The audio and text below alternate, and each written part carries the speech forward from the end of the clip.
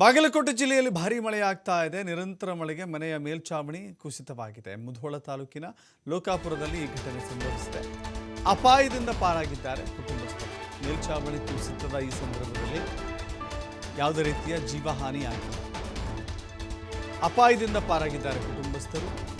ರುಕ್ಮಿಣಿ ಪೇಟ್ಕರ್ ಎಂಬುವರಿಗೆ ಸೇರಿದಂತ ಮನೆ ಲೋಕಾಪುರ ಪಟ್ಟಣ ward number 1ರಲ್ಲಿ ಇರುವಂತಹ ಮೇಲ್ಛಾವಣಿ ಕುಸಿತವಾಗಿದೆ.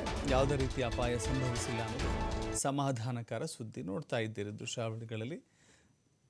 ದಿನನಿತ್ಯವೂ ಕೂಡ ಮಳೆ ಸುರಿತಾ ಇದೆ. ಮಳೆ ಸುರಿಯುತ್ತಿರುವ ಈ ಕಾರಣದಿಂದಾಗಿ ಹಲವೆಡೆ ಅವಾಂತರಗಳು ಸಂಭವಿಸ್ತಾ ಇದ್ದಾವೆ.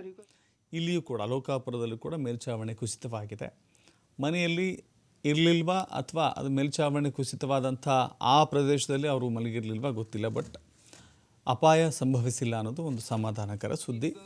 ಮನೆ ಕುಸಿತವಾದ ಕಾರಣಕ್ಕಾಗಿ ಈ ಮನೆಗಳಿಗೆ ಪರಿಹಾರವನ್ನು ಕೊಡಬೇಕಾಗುತ್ತೆ.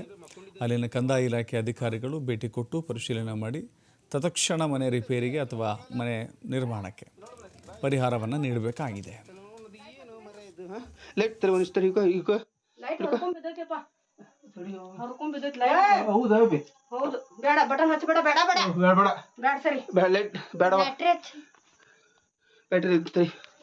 ಏನು ಮರ ಇದು ಅಜ್ಜಿ ಇದ್ದಿದ್ದಂದ್ರೆ ಮತ್ತೆ ಬಾ ಹೆದರೇ ಬಿಟ್ಟು ಮಾರ ನಾ ಅಂತೂ ಅಜ್ಜಿ ಕತ್ತಿಸ್ಕೊಂಡ್ ಬಿಡಂತೆ ನೋಡಿ ನೀ ಏನು ಮಕ್ಕೊಂಡಿದ್ದಾರೆ ಏನು ಗತಿ ನಮ್ದು.